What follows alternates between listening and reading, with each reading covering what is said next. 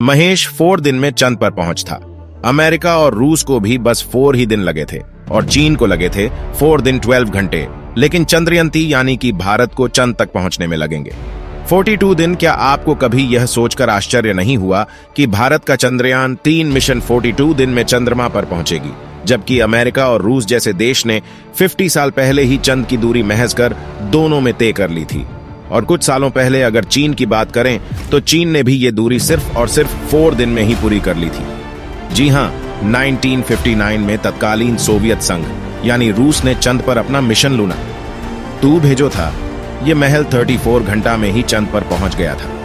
और थी 10 साल बाद 20 जुलाई 1969 में अमेरिका ने अपना अपोलो 11 मिशन रावणा किया था। यह पहले मौका था जब इंसान चंद पर उतरा था। इस मिशन को चंद पर पहुंचने में भी सिर्फ 4 दिन 6 घंटे 45 मिनट का ही वक्त लगा था। चंद पर पहुंचने में चीन के 4 दिन और 12 घंटे लगे थे। लेकिन अब बात करेंगे हमारे चंद्रयान-3 की, तो इसे चंद पर पहुंचने में लगभग 40 से लेकर के 42 दिन लगेंगे। आइए जानते हैं विस्तार से कि इसके पीछे की वजह क्या है। दोस्तों, भारत 14 जुलाई को दोपहर 2:35 पर आंध्र प्रदेश के श्रीहरिकोटा स्थित सतीश धवन स्पेस सेंटर से स्पेस ट्रिप चंद्रयान-3 लॉन्च करेगा। इसरो में यह जानकारी दी है और इसरो के एस सोमनाथ ने बताया कि चंद्रयान-23 या 24 अगस्त को चंद्रमा की 7 पर सॉफ्ट लैंडिंग करने की कोशिश करेगा, यानी कि 14 जुलाई से चलकर 23 या तो इस अगस्त को चंद पर पहुंचने में चंद्रयान-3 को लगभग 40 से 42 दिन का समय लग जाएगा। आखिर हमारे चंद्रयान-3 मिशन को 1 महीने से ज्यादा का वक्त क्यों लगेगा? दोस्तों, इस सवाल का जवाब दरअसल रॉकेट की डिजाइनिंग, इस पर खर्च होने वाली ईंधन और चंद्रयान की स्पीड में छुपा है। जी हां, स्पेस में लंबी दूरी तय करने के लिए जो रॉकेट है उसकी तेज स्पीड और सीधे प्रक्षेपण पद की जरूर होती है। और अगर हम बात करें अपोलो 11 की, तो इसकी लॉन्चिंग के लिए उसे समय नासा ने सैटर्न बी का इस्तेमाल किया था, जो कि सुपर हैवी लेफ्ट लॉन्चर था। यह प्रति घंटा 39000 किलोमीटर की यात्रा भी कर सकता है। इसके अलावा इसमें 43 टन भरवाहा की क्षमता भी थी। जी हां, चंद्रमा की 3.8 लाख किमी की दूरी को तय करने के लिए नासा के रॉकेट ने 4 दिन का वक्त लिया था। हालांकि इसमें आर्थिक पहलू यह भी था कि उसे दूर में नासा ने $185 मिलियन की रकम भी खर्च की थी। और इसके उलट अगर बात की जाए भारत की, तो भारत ने इतने ताकतवर रॉकेट का इस्तेमाल नहीं किया है। इसके चलते इसरो ने सीधे की बजाय चक्रीय रूप चुनाव है, ताकि पृथ्वी की गुरुत्वाकर्षण शक्ति का लाभ उठाकर ही रास्ता तय किया जाए। चंद्रयान-3 को ले जाने वाला रॉकेट है GSLV Mark 3। इसकी आवाजें उठाने की जो क्षमता है वो महेश करतानी है। इसरो ने चंद्रयान मिशन पर महेश 620 करोड़ खर्च किया है।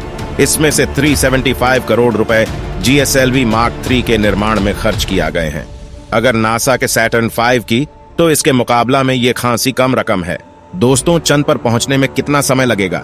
ये रॉकेट की किम के साथ साथ इसको ऊर्जा देने वाले इस्तेमाल होने वाले ईंधन और प्रकार और इसकी मंत्र पर भी निर्भर करता है। इसके हिसाब से चंद पर जाने वाले रूट को तय किया जाता है। जितने कम दोनों चंद पर यह पहुंचाना चाहेंगे, उतना ज्यादा ईंधन जलेगा और उतना ही ज्यादा खर्चा भी आएगा। उदाहरण के लिए अगर बात किया जाए भारत के कितने संकेत है, तो GSLV रॉकेट का इस्तेमाल यहां पर किया जा रहा है। वो पहले बार इंसान को चंद पर ले जाने वाली रॉकेट सैटर्न 5 के मुकाबला बहुत ही कम शक्तिशाली है, लेकिन इस पर खर्चा भी बहुत ही कम आएगा। जी हां, दरअसल कम शक्तिशाली और छोटे रॉकेट चंद तक पहुंचने के लिए चंद और पृथ्वी दोनों के गुरुत्वाकर्षणीय खिंचाव का इस्तेमाल करते हैं, और इसी वजह से उनका ज्यादातर समय इन दोनों की परिक्रमा करने में बीत जाता है। इसमें ईंधन की अगर बात की जाए तो बहुत ही कम ईंधन इसमें खर्च होता है।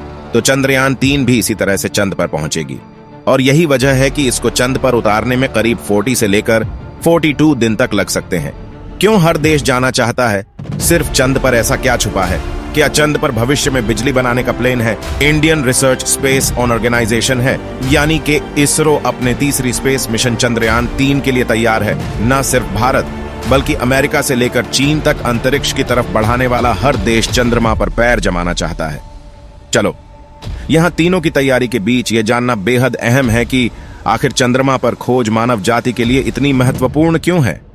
चंद्रमा ने हमेशा हमारी जिज्ञासा को आकर्षित किया है, और इसके रहस्यों की खोज से हमारे अपने अस्तित्व के बड़े में भी कई जानकारियां हमें मिली है। आइए विस्तार से जानते हैं कि चंद्रमा पर खोज इतनी महत्वपूर्ण क्यों है। चंद्रमा विभिन्न क्षेत्र में देर सारे सवालों के अब और अवसर प्रदान करता ही रहा है। जैसा कि हम जानते हैं कि चंद्रमा पृथ्वी से ही बना हुआ है, इसीलिए यह पृथ्वी के शुरुआती इतिहास के एक भंडार के रूप में काम करता है। भूवैज्ञानिक प्रक्रियाओं के कारण जो रिकॉर्ड हमारे गतिशील ग्रह से मिट्टी गए हैं, वो चंद्रमा पर संरक्षित हैं। चंद्रमा की खोज से वैज्ञानिकों को पृथ्वी की उत्पत्ति, अर्थपूर्ण सिस्टम और पृथ्वी के अतीत में एस्टेरॉइड्स की प्रभाव और संभावित रूप से इसके भविष्य के बारे में जानने को मिल सकता है। भविष्य में चंद्र पर सौर ऊर्जा के लिए ऐसे यंत्र स्थापित करने का प्लान है जिससे पृथ्वी पर आसानी से बिजली उपलब्ध की जा सके, और जो देश ये सबसे पहले करेगा वो दुनिया के सबसे पावरफुल देश में शामिल होगा। जैसा कि आप जानते हैं कि आज के समय में बिजली कितनी महत्वपूर्ण है। भविष्य में तो कार से लेकर के रोबोट तक सबको चलने के लिए बिजली की आवश्यकता और ज्यादा होगी, और जी देश के पास भरपूर मात्रा में बिजली होगी, वही सुपर पावरफुल देश कहा जाएगा। चंद्रमा की खोज नई व्यवस्था एक संभावनाएं भी पैदा कर सकती हैं। सबसे खास बात यह है कि चंद्रमा पर बेस का निर्माण अंतरिक्ष यात्रियों के लिए चंद्रमा से पैर दूसरे ग्रह जैसे कि मंगल के दरवाजे भी खोल सकता है। इससे हमारे सौरमंडल के भीतर अन्य ग्रह और उनके चंद्रमाओं पर खोज का मंच तैयार हो सकता है। नासा की रिपोर्ट कहती है कि विशाल ब्रह्मांड में जांच और खोज की संभावनाएं अनंत है और हमारी खोज का इंतजार कर रही है। नासा के मुताबिक चंद्रमा पर मौजूदगी हमें दूसरी दुनिया में रहने और कम करने का अनुभव करती है। इससे हम तापमान और विकिरण की चरम स्थितियां में सामग्रियों और उपकरणों का परीक्षण कर सकते हैं। कहां पहुंचा है हमारा चंद्रयंती, अभी किस कक्षा में किया प्रवेश, इसरो ने दी बड़ी अपडेट के साथ आंध्र प्रदेश की धरती से इतिहास रैक दिया। देश के सबसे सुरक्षा LBMB पर से चंद्र के सफर पर निकाला। चंद्रयान 3 कहां पहुंचे, इसके बड़े में हर कोई जानना चाहता है। इसी कड़ी में इसरो ने आज एक बड़े अपडेट दी है। इसरो ने आज ट्वीट करके बताया कि चंद्रयान 3 की चौथी कक्षा को सफलतापूर्वक बादल दिया गया है। 2 दिन पहले चंद्रयान 3 ने तीसरी कक्षा बढ़ाने की मुहिम को सफलतापूर्वक पूरा किया। इन्होंने आगे की अगली फायरिंग 25 जुलाई को दोपहर 2 o'clock बजे से 3 o'clock बजे के बीच की जाएगी। इसरो यानी भारतीय अंतरिक्ष अनुसंधान संगठन ने कल यानी 20 जुलाई 2013 को चंद्रयान 3 का चौथ और बेड बादल दिया। इसके बाद एक बार और बेड बदला जाएगा। फिर चंद्रयान 3 चंद्रमा के लिए निर्धारित लंबे लूना ट्रांसफर ट्रांजैक्टरी में चला जाएगा। ये रास्ता ही पृथ्वी और चंद्र के बीच का हाईवे जैसा है। चंद्रयान की पेरिस ही और अपोजिट बदली गई है। अब चंद्रयान 71391 किमी की अपोजिट और 233 किमी की परोजी में चक्कर लगा रहा है। चौथ और बीट मैनुअल के बाद 5 बार जल्दी ही किया जाएगा, पर अर्थ बाउंड और बिग मैनुअल हो रहे थे, यानी कि धरती के चारों तरफ चंद्रयान 3 की कक्षाएं बदली जा रहे थे। फिलहाल चंद्रयान 71391 किमी वाली और बीट में चक्कर लगा रहा है।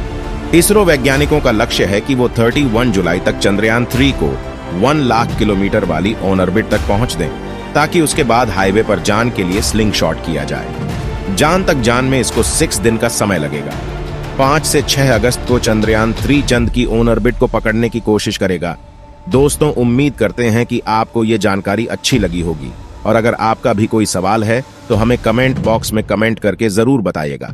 आपने वीडियो के मध्य से हम आपके सवाल का जवाब देने का प्रयास करेंगे। चंद्रयान 3 पर आगे और भी अपडेट्स आई रहेगी, इसीलिए आप देख रहे हैं के लिए हमारे चैनल को सब्सक्राइब करना ना भूलेगा, और साथ ही बेल नोटिफिकेशन जरूर ऑन कर लीजिए। वीडियो को लाइक और शेयर करना भी ना भूलें। जल्दी मिलेंगे ऐसी और भी इंफॉर्मेटिव वीडियो के साथ, तब तक के लिए बाय बाय।